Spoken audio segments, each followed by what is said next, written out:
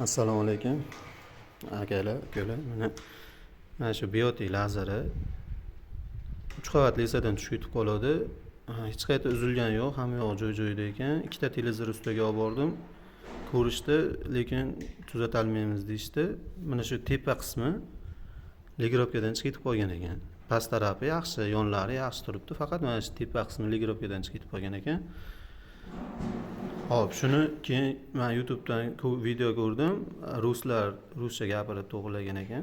O'zbekchasini topolmadim. Xullas, mana shu devorlarga chizib oldim, ikkita joyga. Devorlar ko'rinyaptimi?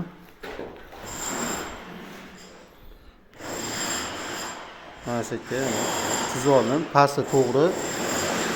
Pastidan 1.5 chiqar ekan, 1.5 razmer tepaga qo'yib oldimda, narigi tarafga ham.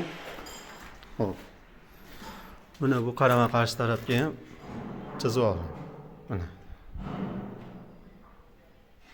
Qalamda 1.5 ko'tarib chizib oldim. Hop. Endi mana shuni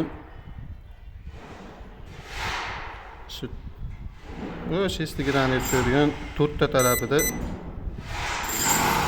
6 granit tushadigan samarezlar bor ekan. Mana shu samarezlarni to'rala tarafga 1-2 qilib aylantirib olasizlar. Mana batareya tarafda 1 deb belgilab olsalaring, bitta aylantirib, mana shu chiziqqa to'g'rilab, mana shu yechasizlar. Agar ko'tarish kerak bo'lsa yechasizlar, bo'shatib, agar tushirish kerak bo'lsa qotirasizlar. Ana shunaqa qilib turib, to'rala tarafga ham ligrovkaga solsa bo'lar ekan.